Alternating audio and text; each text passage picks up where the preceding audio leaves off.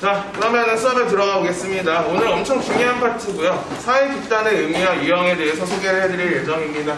일단 지난 시간에 배운 내용을 한번 복습을 해볼게요. 우리가 지난 시간에 뭐 배웠죠? 역할 갈등. 역할 갈등도 배웠고, 또 사회 실제론과 사회 명목론. 네, 지금 들어온 친구는 앞에 학습지 있으니까 이거 가져가세요. 자, 일단 이 빈칸에 들어갈 알맞은 개념은 역할 갈등. 두 가지 이상의 지위에서 서로 다른 역할이 동시에 요구됨으로 인해 발생하는 갈등 상황을 역할 갈등이라 한다고 소개를 해드렸고요. 그 다음에 동일한 지위에서 두 가지 이상의 역할이 상호하여 발생하는 긴장 상태를 역할 긴장이라 한다고 제가 말씀을 드렸었네요. 이 역할 갈등과 역할 긴장 둘 다 구분해서 알아두시면 좋을 것 같고요. 제가 영상에서 말씀드렸는지 모르겠는데 이 역할 갈등을 수행평가로 낼 겁니다. 그래서 시험 끝나자마자 첫 시간에 역할 갈등 묻는 수행평가 낼 거니까 미리 준비해 주시면 좋아요. 제가 아마 온라인 수업에서는 영상으로 아마 수업 접하셨을 것 같은데 A반은 못 들으셨죠? 제가 언급을 안 했죠? 했나요? 안 했죠? 이걸 저희 첫 번째 수행평가로 낼 거예요. 참고하셔서 준비하시고 그 다음 우리는 이제 개인과 사회의 관계를 바라보는 관점인 사회 무슨 론? 자, 이거 뭐예요? 이 문장에 들어갈 사회 명목론입니다. 명목론. 그래서 이 사회는 개인과는 다른 고유한 특성을 지니고 있다고 본다고 했었고요. 그 다음에 개인의 삶을 구속하기도 한다라고 말씀을 드렸죠. 이 사회 명목론은 이건 사회 명목론이 아니네요. 사회 실제론이래요. 네. 자, 사회 실제론 개인과 사회 관계 중에 뭘 더 강조하는 거예요? 사회를 강조하는 겁니다. 사회가 더 우위에 있다고 보는 거예요. 그러니까 이 사회는 개인과는 다른 고유한 특성을 지니고 있다라고 보는 거고요. 우리는 이 사회에 구속받는 존재라고 보는 거죠. 제가 그래서 오연고등학교로 하는 작은 사회에 빗대서 이걸 설명을 드렸었네요. 이 학교는 독립적인 실체로 존재해야 하네요. 우리가 다니는 이 오연고등학교 독립적인 실체로 존재하고 있잖아요. 그리고 이 학교는 우리 학교만의 고유한 특성을 가지고 있어요, 없어요? 있어요. 무슨 특성을 있죠? 수업을 안 들었나? 교학대도 있을 수 있고 우리 학교만의 특성이 있잖아요. 지금 여기 다 성별이 뭐예요? 남자니까 남자 고등학교가 있고요. 그 다음에 시내 무슨 고등학교? 인문계 고등학교도 있고요. 저희는 과학 중점이어서 사회 특성학교기도 하잖아요. 이런 식으로 우리가 살아가는 이 사회는 이 사회마다 고유한 특성을 가지고 있다라고 봅니다.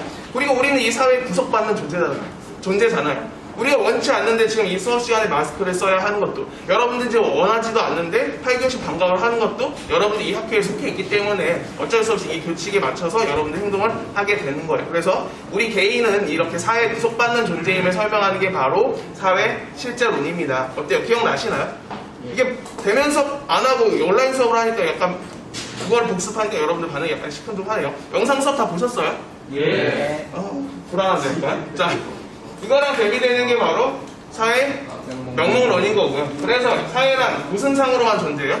명목상으로만 존재하는 겁니다. 즉 사회는 이름뿐이라는 거예요. 즉 개인과 사회 중에 뭘 더 강조한다? 개인을 강조하는 겁니다. 그래서 이 사회의 속성은 이 사회를 구성하고 있는 누구의 속성?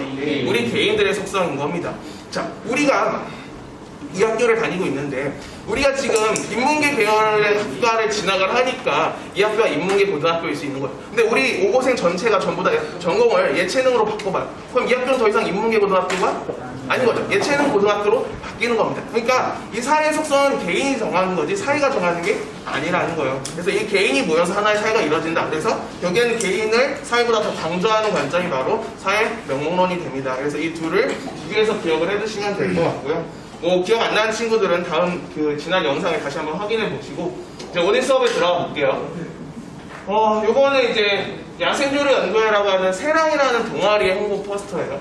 그래서 여성의학 상시 우대인데 사실 이거 이화여대에 있는 동아리거든요. 그러니까 여성의학 상시 우대는 그냥 아무나 다 오라는 거죠. 그러니까 이게 재밌는데 치킨 무한 제공이래요. 별로 안 웃긴가? 그 조류 동아리에서 치킨을 무한 제공한다고 해서 전 이게 웃겼는데 아무튼간 안 웃기면 어쩔 수 없고 그래서 약간 이거 나이트 삐끼 찌라시 같은 거 그걸 이렇게 패러디 해가지고 이렇게 포스터를 만들었더라고요. 이런 동아리 홍보 포스터도 있었고요. 이건 어느 학교인지는 잘 모르는데 맛집 동아리 홍보하는 그런 포스터였어요.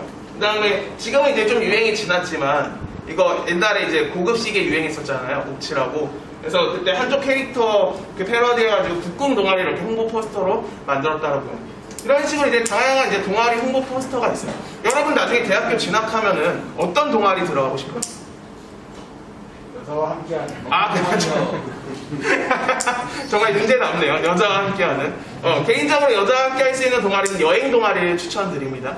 이게 여러분들이 어느 학교를 가든 상관없이 이제 그 여대가 있잖아요, 학교에는. 그 여대랑 같이 연합해서 여행 동아리를 만드는 그런 연합 동아리들이 존재합니다. 그럼 당연히 여행도 누구랑 가겠어요? 윤재가 원하는 이제 여성분들이랑 같이 갈 수 있죠.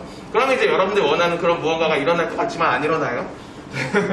아무튼가 이제 이 동아리 같은 경우는 제가 이제 오늘 소개해드릴 사회 집단이라는 개념에서 대표적인 예시에 해당해서 그냥 제가 이렇게 동아리로 수업을 연 거고요. 오늘의 목표는 사회 집단의 의미를 일단 여러분들이 아셔야 하고, 이 사회 집단의 유형이 수능에서 항상 나오는데 이 유형들을 여러분들이 설명할 수 있으시면 될 것 같아요. 그럼 일단 사회 집단의 의미부터 한번 살펴볼게요.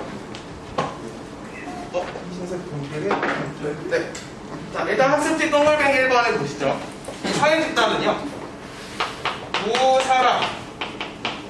두 사람 이상, 두 사람 이상의 사람들이 지속적이고 그리고 반복적인 상호작용을 해야 합니다. 반복적인 상호작용을 하면서 그 집단에 대한 소속감을 가지고 있을 때 우리는 그 집단을 사회 집단이라고 해요. 제가 살짝 떠드는 소리가 나는데 영상 이거 날려도 되니까 떠들면 그냥 제가 화를 좀 낼 것 같아요. 웅성거리는 소리가 계속 들렸어요. 뒤쪽에서. 떠들지 마세요. 자, 일단 사회 집단의 의미를 소개해 드릴게요. 사회 집단은 일단 2명 이상의 사람들이 모여야 하고요. 그 다음에 이 모인 사람들끼리의 지속적인 상호작용이 이루어져야 합니다. 그리고 이 모인 사람들끼리의 소속감, 유대감을 가지고 있을 때 우리는 그 집단을 사회 집단이라고 해요. 예를 들어서, 자, 이거는 뭐 하는 분들이에요? 우리 축구 월드컵 이럴 때 이제 길거리 응원하는 분들입니다. 자, 이분들은 사회 집단일까요? 아닐까요? 아니에요. 사회 집단이 아니에요. 자, 이 세 가지 조건을 동시에 충족시켜야 되는데 충족을 못 시키기 때문이죠. 자, 이 사람들은 2명 이상인가요?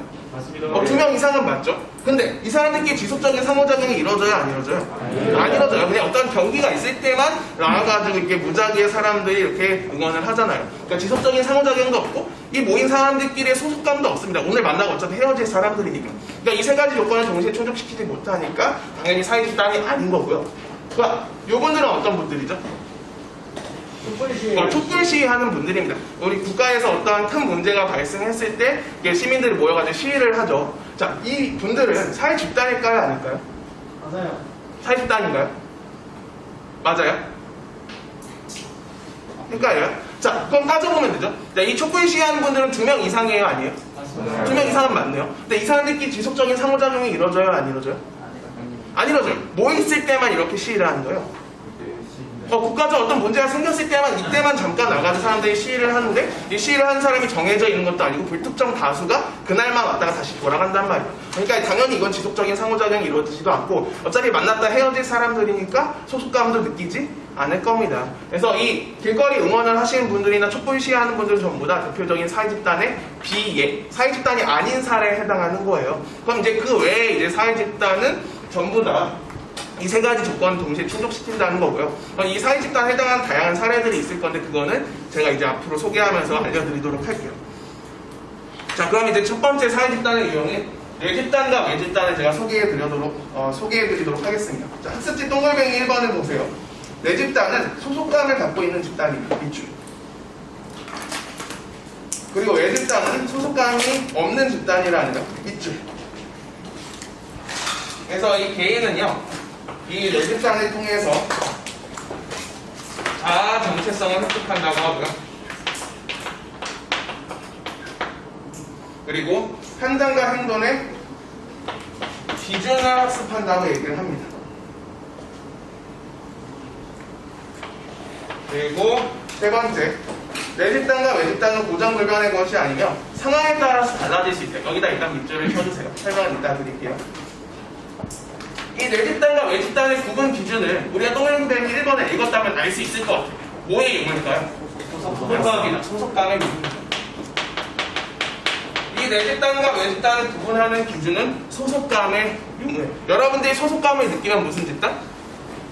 내 집단이 되는 거고요. 소속감을 느끼지 않으면 외 집단이 되는 겁니다. 그래서 이건 구분 기준을 여러분들이 정확하게 기억을 해두셔야 하는 거고요. 그래서 제가 재밌는 사례로 뭘 할까 하다가 요거 혹시 뭔지 아시겠어요? 응원풍선이 응원풍선. 그러니까 아이돌 응원 팬덤 문화를 제가 소개를 하는 거예요. 그래서 여기 보면 1세대부터 해가지고 조금 이것도 진짜 이제 다 조금 좀 연배가 있으신 아이돌 분들의 그룹이라서 그래서 2세대까지 해가지고 샤이니, 원더걸스, 카라, 뭐 소시, 2PM, 2AM, 뭐 WS502, 슈즈 막 이런 애들까지 있고요. 근데 사실 옛날에는 이렇게 풍선으로 응원을 했었거든요. 알고 계세요? 풍선으로 응원을 해가지고 이렇게 가수마다 색깔이 있었어요. 고유의 색깔. 그래서 실제로 저도 어렸을 때 잠실 종합운동장 가면은 이렇게 드림 콘서트라고 해서 당대에 내노라는 스타분들이 와가지고 아이돌 가수들이 이렇게 공연을 하는 문화가 있는데 거기서 다들 이런 식으로 풍선 들고 막 응원을 하면서 떼창을 하는 재밌는 그런 공연 시간이 있었는데 지금이 이제 이런 풍선 문화가 이런 식으로 이제 바뀌게 됐죠. 그래서 응원봉을 들면서 하잖아요. 여기는 여러분들이 좋아할 만한 그룹이 있을까? 보니까 레벨도 있고 여러분들 아이돌 누구 좋아해요? 관심이 없나요? EXID요. EXID 너무 좋죠. 근데 조금 그렇군요. 보니까 아이돌 관심이 별로 없는 것 같아요. 작년 애들은 이런 아이돌 얘기하면 되게 막 엄청 좋아했는데 이게 지금 2학년 친구들은 별로 관심이 없나 보다. 아무튼가 이렇게 여러분들이 각자 응원하는 아이돌 그룹이 있다고 했을 때 여러분들의 응원하는 여러분들이 좋아하는 가수의 팬클럽은 여러분들한테 무슨 집단이 되겠어요? 여러분들이 응원을 하니까 여러분들이 그 팬클럽에 들어가 있다. 그러니까 예를 들어 여러분들이 뭐 EXID라고 했으니까 EXID를 좋아해요. 근데 EXID의 팬클럽에 여러분들이 가입했다면 여러분들은 그 EXID가 뭐가 되는 거예요? 내 집단이 되는 거죠. 왜? 내가 좋아하는 가수니까 당연히 그 팬클럽 활동을 하면서 뭘 느낄 수밖에 없어요? 소속감을 느낄 수밖에 없거든요. 근데 EXID의 라이벌 그룹이면 누가 있을까? 적당하게 같은 세대니까 에이핑크로 합시다. 자, 에이핑크는 내가 별로 안 좋아해요. 내가 별로 안 좋아하는, 즉 내가 좋아하는 EXID 그룹의 라이벌 그룹이에요. 그러니까 여러분들 입장에서 이 에이핑크의 팬클럽은 무슨 집단이 될 수 있는 거예요? 소속감이 느끼지 않는 외 집단이 될 수 있는 거죠. 그래서 여러분들 이제 소속감을 느낄 때 내 집단이 되고 소속감이 느끼지 않으면 외 집단이 된다는 걸 기억을 해두시면 될 것 같고요. 아무래도 내가 소속감을 느끼니까 그 그룹에서 여러분들은 그 그룹이 아니라 그 집단에서 여러분들은 그 집단에 어울리기 위해서 그 집단의 영향을 받을 수밖에 없겠고요. 여러분들의 생각과 행동도 그 집단의 영향을 받아서 다르게 나타날 수 있겠죠. 그래서 여러분들이 그 집단과 어울리면서 자아 정체성을 획득하게 된다라고 이렇게 표현을 하게 됩니다. 그리고 판단의 기준도 여러분들이 얻을 수 있게 되는 거고요. 그래서 이 내용을 기억을 해두시면 좋고요. 자, 그다음에 3번에 보면은 이 내 집단의 범위가 상황에 따라서 어떻게 된대요? 달라질 수 있대요. 자, 예를 들면 가장 대표적인 사례가 뭐냐면 반대항 축구 경기랑 학교 내랑 축구 경기.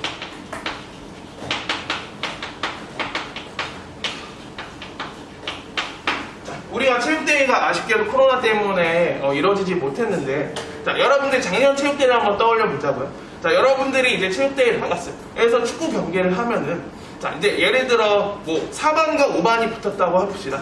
여기에 4반 친구들은 몇 반 이겨라라고 응원을 하겠어요? 당연히 4반 친구들은 4반 이겨라라고 응원을 할 거고 5반 친구들은 5반 이겨라라고 응원을 하겠네요. 그럼 그때 4반 친구들과 5반 친구들의 내 집단의 범위는 어디입니까? 1학년 4반, 1학년 5반이 될 겁니다. 그러니까 그때 당시에는 여러분들 학급이 이제 여러분들의 내 집단의 범위가 될 겁니다. 근데 이 경기 대회가 규모가 커진 거예요. 그래서 이제 우리 백호기 있잖아요. 그래서 우리 경록이가 좀 다리를 다치긴 했지만 이렇게 우리 5고 친구들이 열심히 경기를 준비해서 백호기를 나갔어요. 그래서 우리 5고랑 대기고랑 붙었습니다. 그럼 여러분들 응원 어떻게 할래요? 뭐 예를 들어 경록이가 4반은 아니었지만 4반 대표 선수의 경록이만 잘해라 하고 응원을 할까요? 여러분들 어떻게 응원을 하게 돼요? 모두를 응원합니다. 그렇죠. 그러니까 어떻게 모두를 여러분들 응원할 때 당연히 5고 이겨라라고 응원을 하시게 되겠죠. 그럼 이때 여러분들 내 집단의 범위는 어떻게 되는 거예요? 1학년 4반이 아니라 1학년 5반이 아니라 5현 고등학교가 되는 거죠. 그러니까 여러분들이 처한 상황에 따라서 내 집단의 범위가 어떻게 되는 거예요? 소속감을 느끼는 범위가 달라질 수 있는 겁니다. 그래서 상황에 따라서 이 내 집단의 범위가 달라질 수 있다. 이 개념을 기억을 해두시면 될 것 같고요. 자, 그 다음에 두 번째 개념인 중거 집단을 소개해 드려볼게요.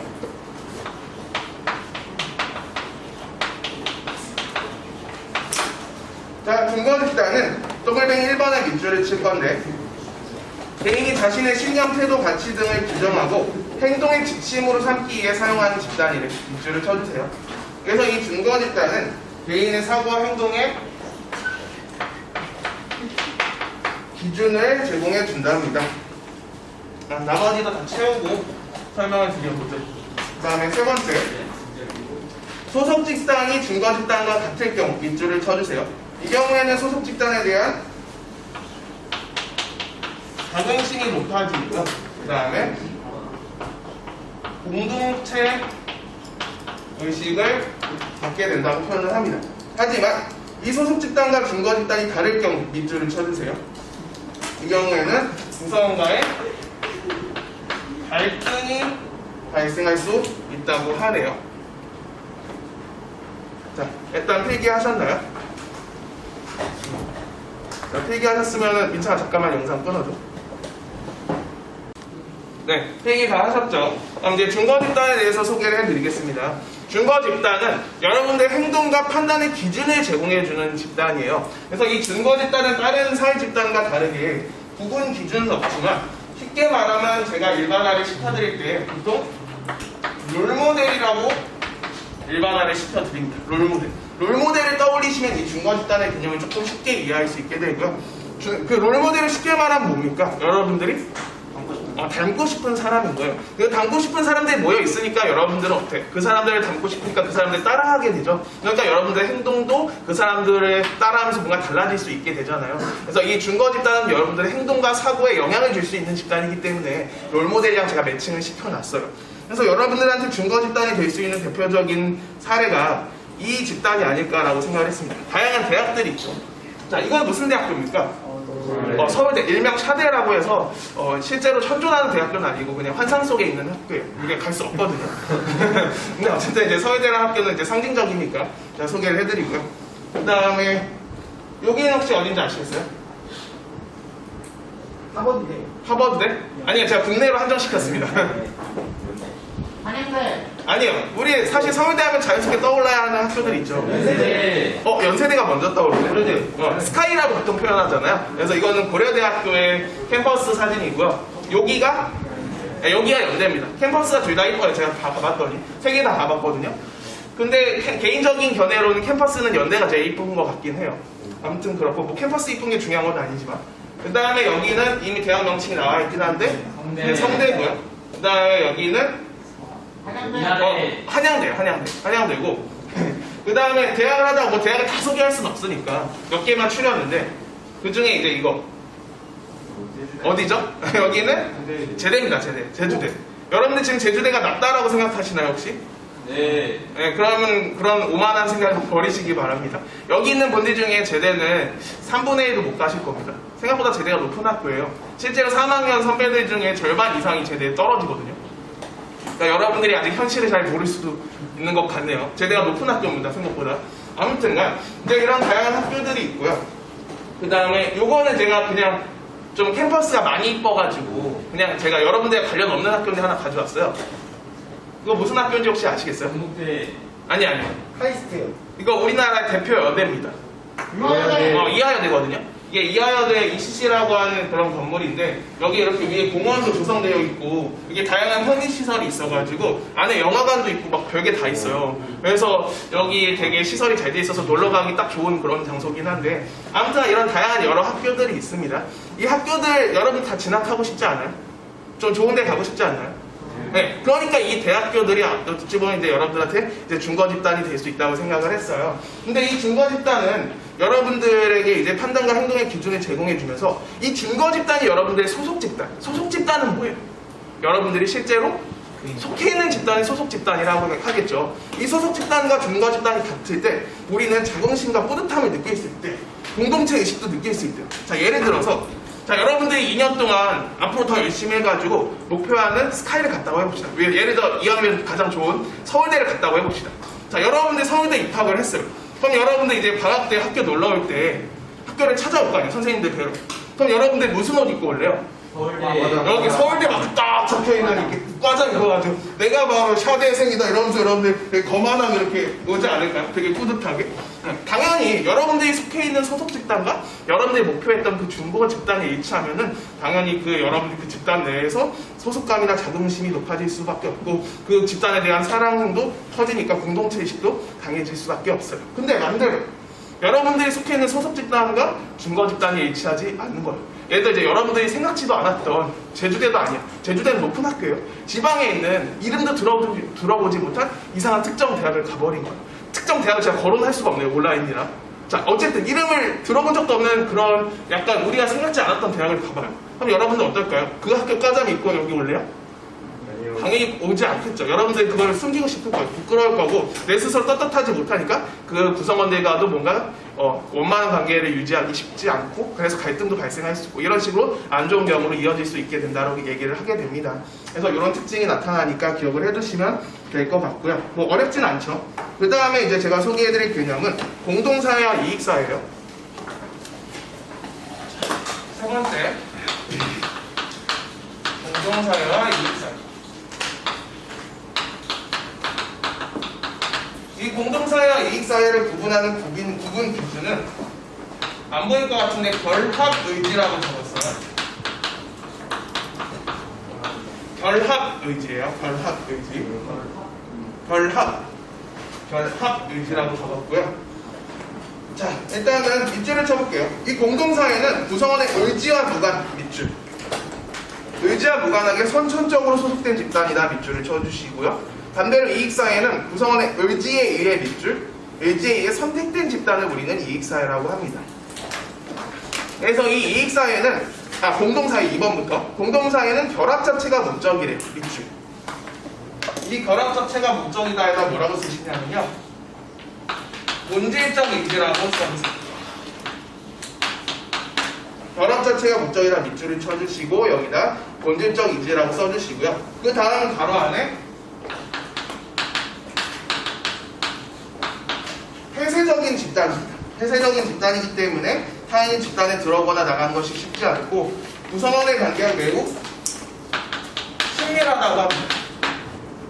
친밀하여 관습과 전통에 의해 운영되는 특징이 있다고 얘기를 하네요. 본질적 의지는 여러분들 그 학습지에 결합 자체가 목적, 거기다 화살표 치고서 본질적 의지라고 쓰시면 되는 거예요. 다음에 세 번째, 이익사회는 특정한 목적을 달성하기 위해 구성된 집단이래요. 밑줄을 쳐주시고 이 특정한 목적에다 선택적 의지라고 적어주세요. 결합 자체가 목적인 건 본질적 의지라고 표현을 하고요. 그 다음에 특정한 목적을 갖고 있을 때 우린 그걸 선택적 의지에 의해서 모였다라고 표현을 합니다. 그 다음에 이 이익사회는 구성원의 이해관계에 따라 구성원의 이해관계에 따라서 계약과 일정한 절차에 마련된 규칙으로 운영이 된대요. 이 이해관계라고 적었어요. 이해관계. 자, 그럼 한번 설명을 해보겠습니다. 지금 우리가 배우고 있는 이 사회 집단의 유형들은 이 사회 집단을 구분하는 구분 기준이 다 달라요. 근데 지금 배우는 이 공동사회와 이익사회는 결합의지라는 구분 기준에 따라서 구분을 하게 되고요. 이 공동사회는 여러분들의 의지와 무관하게 선천적으로 소속된 집단을 말한답니다. 예를 들면 뭐가 있을까요? 가장 대표적인 건?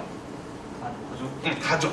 가족이 가장 대표적인 공동사회 사례가 됩니다.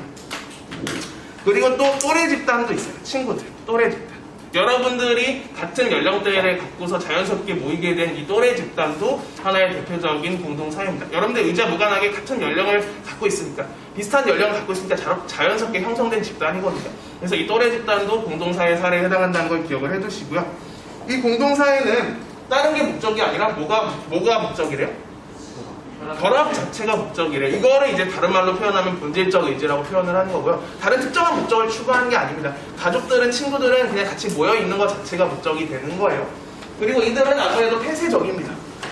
우리 가족 생각해 보세요. 자, 우리나라에서 가장 잘 사는 재벌가인 그 3S 재벌가의 가족에 우리가 마음대로 들어갈 수 있어요? 아니죠. 들어갈 수 없습니다.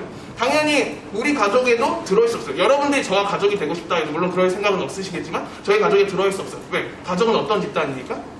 폐쇄적인 집단이니까. 친구도 마찬가지예요. 내가 친구들 사이에 무리에 들어가고 싶다고 해서 무조건 그 무리에 들어갈 수 있는 게 아니죠. 친한 사람들끼리 끼리끼리 어울리게 되기 때문에 아무나 들어갈 수 없는 그런 폐쇄적이라는 특징을 갖게 되는 거고요. 근데 대신에 서로 우리의 관계는 어떨 수밖에 없어요? 가족이나 친구들 어때요? 관계가? 친밀하죠. 그래서 친밀한 인간관계가 바탕으로 이루어진다는 특징이 있다는 걸 기억을 해두시면 되고요. 대신에 이 이익사회는 특정한 목적을 가지고 만난 집단들이에요. 그러니까 친밀하진 않을 거고 뭔가 수단적이고 부분적인 인간관계가 이루어지게 될 겁니다. 대표적인 이익사회 사례는 뭐가 있을까요? 맞아요. 회사가 대표적인 이익사회 사례가 돼요. 그래서 그럼 무한상사, 이 무한도전 때 이제 회사를 컨셉으로 만들었던 편이죠. 이런 무한상사 떠올리시면 쉽게 이해할 수 있습니다. 그리고 학교도 하나의 이익사회에 해당한다는 것도 기억을 해두시면 좋을 것 같습니다. 그래서 이 이익사회는 구성원들의 이해관계에 따라서 이루어지고요. 어떤 목적, 이 회사 같은 경우는 어떤 목적을 가지고 만난 거예요? 사람들이 모르나? 회사는 쉽게 말하면 돈을 많이 벌기 위해서 사람들이 그 목적을 가지고 모인 집단이라고 생각을 하시면 됩니다. 이처럼 다양한 이익사회는 전부 다 각자의 목적이 있다는 걸 기억을 해두시면 될 것 같아요. 근데 이 특정한 목적을 다른 말로 어떻게 표현한다고요? 선택적 의지라고 표현한다는 것도 기억을 해두시면 될 것 같아요. 자, 그 다음에 1차 집단과 2차 집단을 소개해 드리겠습니다. 자,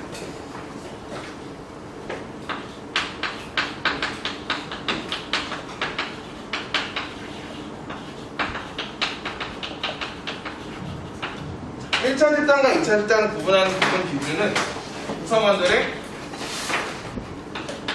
접촉 방식이래요. 구성원들의 접촉 방식에 따라 분류를 한대요. 접촉 방식이라고 적었어요. 잘 안 보이는 분들. 자, 그럼 밑줄을 쳐볼게요. 1차 집단은 대면적 접촉 밑줄, 그리고 친밀감을 바탕 밑줄. 이걸 토대로 구성원 간의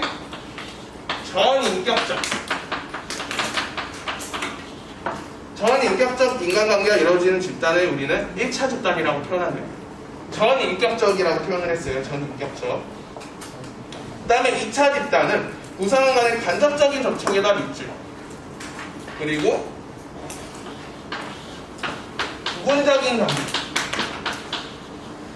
부분적인 관계를 바탕으로 특정한 목적을 위해 결합한 집단이다. 밑줄을 쳐주세요.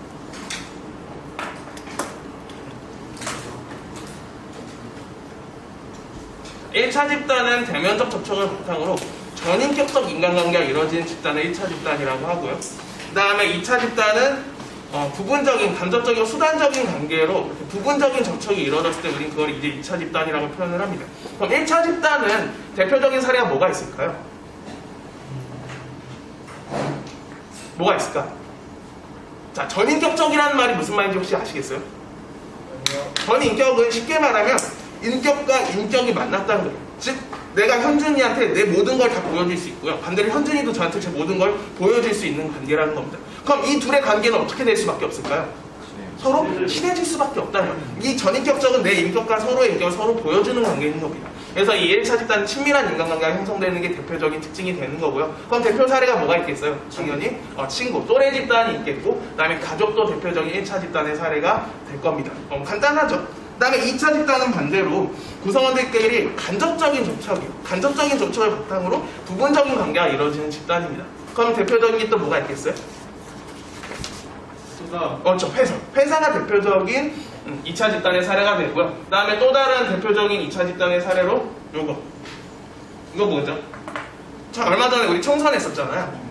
정당들, 더불어민주당, 미래통합당, 민생당, 정의당, 국민의당 등등등 이러한 정당들도 하나의 이제 어떤 목적을 가지고 모인 부분적인 관계가 이루어지는 집단이라 2차 집단이 되는 거예요. 어때요? 이해되시죠? 자, 여러분들이 지금 수업을 들으시면서 아마 느끼셨을 건데 이 사회 집단의 사례가 서로 어떻습니까? 비슷해요. 겹쳐요. 그러니까 이 파트가 어려운 거예요. 자, 가족은 뭐에도 해당했고 뭐에도 해당했죠? 가족은 일단 1차 집단. 대면적인 접촉을 토대로 전인격적 인간관계가 이루어지니까 1차 집단이 되고요. 그 다음에 또 공동사회. 내 의지와 무관하게 선천적으로 소속된 집단이니까 공동사회도 됩니다. 근데 내가 이 가족에 대해서 소속감을 느끼면 이건 무슨 집단도 돼요? 내 집단도 될 수 있고, 이 가족 구성원들한테 내가 영향을 많이 받으면서 내 행동과 판단의 기준으로 삼고 있는 집단이 된다면 이 집단은 중거 집단이 될 수도 있는 거예요. 그리고 우리가 지난 시간에 배웠던 사회학 기관이 있었잖아요. 이 가족은 사회학 기관 중에 공식이에요, 비공식이에요?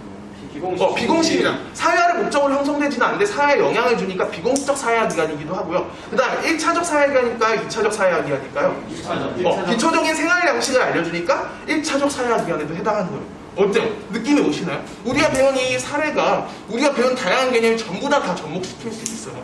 그러니까 여러분들 이 파트를 문제를 풀 때 헷갈릴 수밖에 없고 여러분들 여기서 많이 틀리게 됩니다. 그래서 여기서 중요한 거는 그냥 여러분들이 단순히 그냥 직관적으로 막 이렇게 막 외워가지고 공동사회 사례로 가족 있고 또래 집단 있고 이렇게 외우는 게 아니라 여러분들이 뭘 외워야 한다? 각각의 구분